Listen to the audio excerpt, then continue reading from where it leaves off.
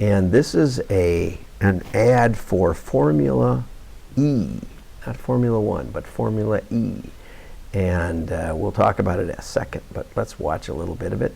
Okay, this car is being launched out of a jet airplane or a transport airplane, and the driver's gonna.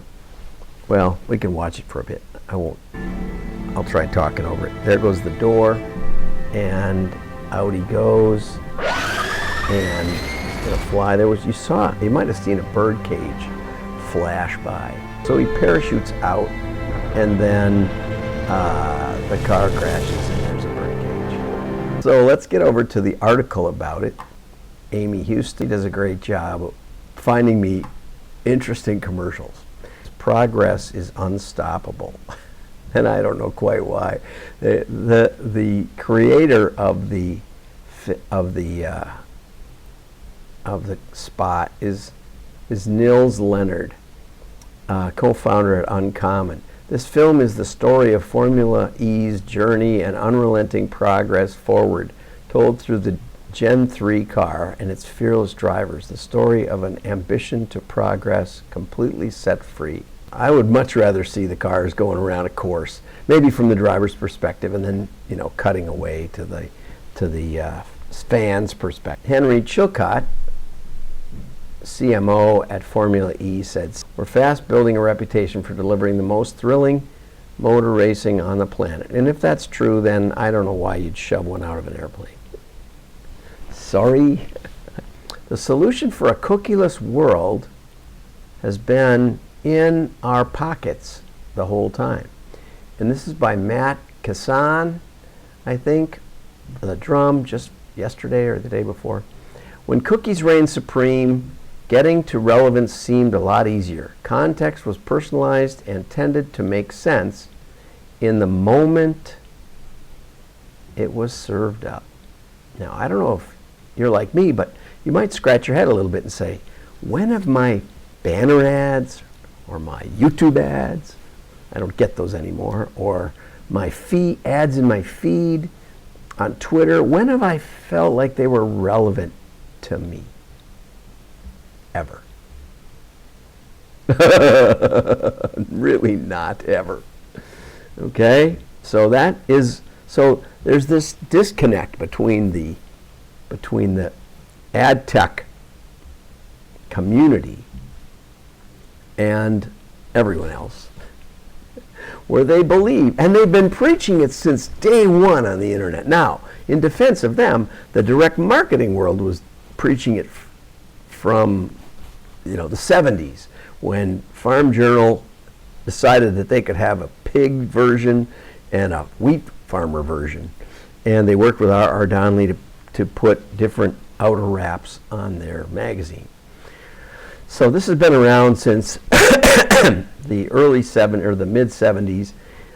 So that makes it what, 40, almost 50 years? Yeah, almost 50 years. And here's a fundamental assumption. The numbers speak for themselves. 70% of consumers want brands to know more about them. I really struggled with that. There's no footnote, so I wish you would have told me where that comes from. But this, I think, is kind of where it comes from.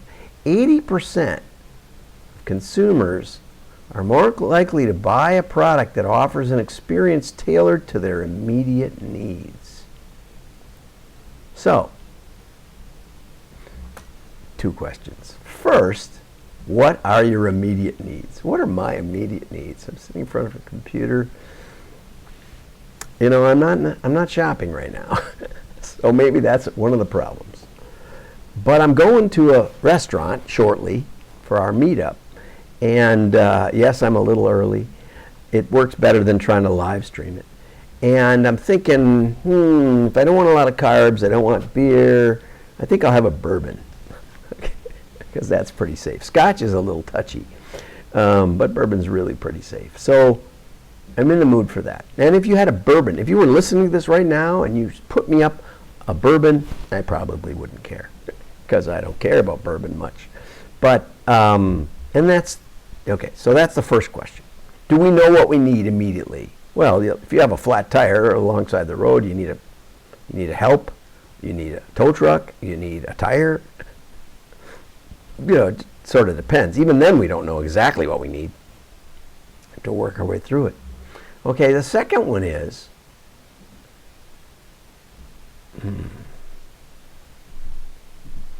you may not know what you need, but you may know what you don't need, right? So perhaps this question has survivorship bias in it. Perhaps what consumers are saying, since I have already kind of proven that you're not going to be able to deliver what I need, because either you don't know about it or I don't know about it. Okay, but if you ask me, would you be more interested in an ad or a product that for something that you needed right away than for something that you didn't need? Like, I grew up on TV, and we would have cross your heart bras. So I know that they lift and separate. I know that Dove creams your hair creams your skin while you wash. I know that you'd walk a mile for a Camel. That's a cigarette, for those of you who haven't, cigarette ads I don't think have been on since the 70s, like 50 years. And I can still, Winston tastes good like a cigarette should, all that. So those got in my head. They're still there. But I never had a need for any of them. And so they've survived in my head without any connection to my needs, right? I can understand that I might never buy into those products. And if you ask me hypothetically, would I rather see an ad for something I might need or an ad for something I'll never need, I would say I'm in the 80%. I would be more likely to buy a product that I might need than a product I'll never need, like a cigarette or a bra, just to make it to give it equanimity. Anyway, and what I want, what this is saying is that they're going to put QR codes on all the ads, and then they're going to track where you are and all your contacts, and if you click enough ads with your cell phone out, and of course, in order to do that, in order to use a QR code, the ad has to be outside of your phone. And then the QR code gets it inside your phone. And the problem I have is oftentimes I see an ad on my computer and you're asking me to pull out my cell phone, or I see it on TV, or I see it on a billboard and I'm driving along. I'm not going to click that. Now, I don't know. I'm going to look into this more from Landor and Fitch, but I just don't see people mostly clicking QR codes. Okay, they were forced into it with menu choices in the pandemic, or in whatever the COVID thing was. Okay, and then they make this claim: two shoppers might be in the same aisle at the exact same moment. They're only good within 2 meters, so you couldn't even tell what aisle they were in for sure. Scanning the same yogurt pot. Okay, each one of them will get context that is only relevant to where and when, but more importantly to who they are and what they like. Can't work. So let's talk a little bit about survivorship bias. Okay, in World War II, the British thought that they might do better with having their planes shot down if they armored their planes, and so in anticipation of putting armor on the planes, they said, well, let's see where the bullets, where the planes are shot the most, and maybe that'll tell us something. And so this is an actual plot of where, in the tail and the elevator area especially, they were shot up a lot. And so they were fixing, since these were the places that planes got shot a lot, they were fixing to armor these areas of the plane, okay? And so then they got a statistician along, and he said, you might be looking at this the wrong way, and this is my point. You might this is where the planes are getting shot up a lot. But that's because these are the planes that make it back. So you can count the holes. He said, these are not the places that need armor. These are the places you can survive being hit. What needs armor is the cockpit. If the pilot gets shot, the plane is going down. The engines, see? No planes made it back with the engines shot up. No bullet holes at all.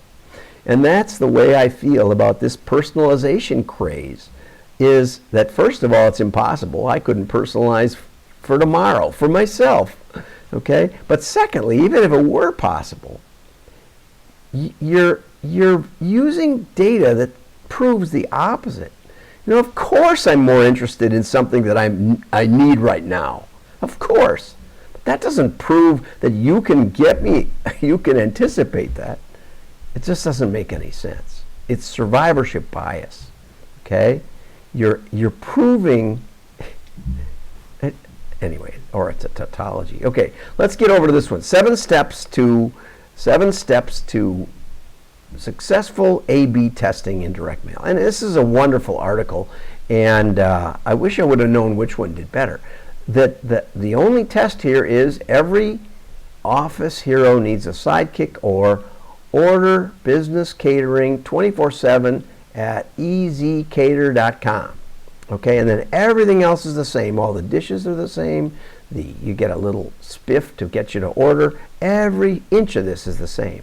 And the implication almost is that A/B split is version A and version B. Well, so let's get on. Okay, the important takeaways. Continually test, right? Continually test to improve mail response. That's true. And he makes a really good, and A/B testing is basic and effective way to improve program performance. And it's important to test correctly so you can read and implement the latest test results with confidence, okay? Iterative testing means you test and then you learn something, then you test and you learn something, leads to constant optimization, and also protects you from declining response rates, okay?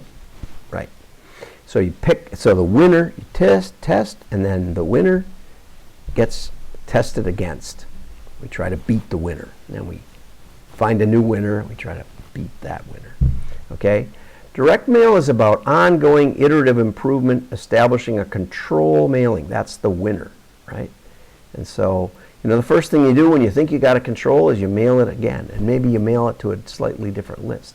One of the things that is missing in this article is he doesn't talk about testing lists, and that often is the most significant variable. That you can see twice the response or 4 times the response from one list versus another list. Okay, and if you do that, if you're going to do an A/B split of creative along with the list test, then you got to do A/B on each list that you test. So you can still do it, and that becomes then a 4-way list or more, but it's a 2-dimensional list test then. And what the A/B meant back in the day was we used to take the printout of the lists that we were going to glue onto the envelopes, and we would chop them in half, and so we would get an A and a B, we would every other name, or sometimes it would be, you know, oftentimes they were printed 4 up, so you'd get A, B, C, D, and those would be, one would be A panel, but the idea was that we would randomly select by just picking the every other one, and that's where the A/B, that's the A/B. It's not the versions so much as it is the every other, eeny, meeny, miny, mo. Okay, then Jeff says A/B testing helps you make data-driven decisions about your direct mail campaigns, and that's true. But ultimately, what you're really trying to find is you're trying to find out which offers resonate with the marketplace. So you're really trying to find out the marketplace and their immediate needs and desires, and maybe not immediate needs, but you know, where you find a market and you find a need and you fill that need. And so the big idea of testing is to find out what your customers like. okay? And the better you can do that, of course, the better your results. And so he's got the 7 steps. Define your goals, test one variable at a time. This is really important because what most mailers do is they'll say, well, let's test this, okay? And then we have another idea, and it's completely different, like the Formula One commercial. That's completely different than the last one, because I watched one from 3 months ago, and it was showing the cars and showing close-ups of the tail lights and stuff. It was kind of, that kind of thing. I don't think that was worked particularly well either. I told you what you should be doing. And then test discernible differences. In other words, you don't test the obvious, like should we have a response, a means of response? Should we make an offer? Should we tell people what we're trying to get them to do? No, those you don't test. I mean, you can test alternatives, but you don't just say, well, let's leave them out and let's put one in. That's an obvious thing. You really want those things in, you know. I got brought into Oakley sunglasses, and they showed me their mailer, and in those days, this was before the internet. I said, well, how do I respond to this? They said, oh, there's an 800 number, see? And it was in a body copy. I said, no, does not count. If you can't flip it up and flip it down and know how to respond, that's not a response. So you fix the stupid, and also you don't test things that are trivial. Okay, so fix the obvious, fix the trivial, don't test. It's in the middle there someplace. And I once did a full presentation at the DMA about that. Okay, use a big enough sample size, crucial. You know, if you test 50 pieces of mail and you get 2 orders, you haven't really found anything. What you really want is 50 orders, and that's not completely true, but we could talk all day about sample sizes and validity and all that. Okay? Ensure you make data-driven decisions, and we already worked on that. Retest to validate. The other thing I wanted to mention is, in closing, is that the process of testing is, if you do it right, is the scientific method. And the reason we do that is because we want to see incremental causal effect. Because once we get a good idea of causal effects, if we put a puppy on there, you know, and then you try puppy A and puppy B versus some text or something. Let's say we run the puppy test over a long time. We'll say, well, the puppy does 80% better response rate than a picture of the factory. Probably would. So then we can have a hypothesis that something with an emotional connection or something with a face can do better. Now we have a theory, or we have actually a hypothesis, and we can test against it. We can test a baby versus a puppy, and on we go. So what we're trying to do is get the causal impact of offers or creative tests in our marketplace.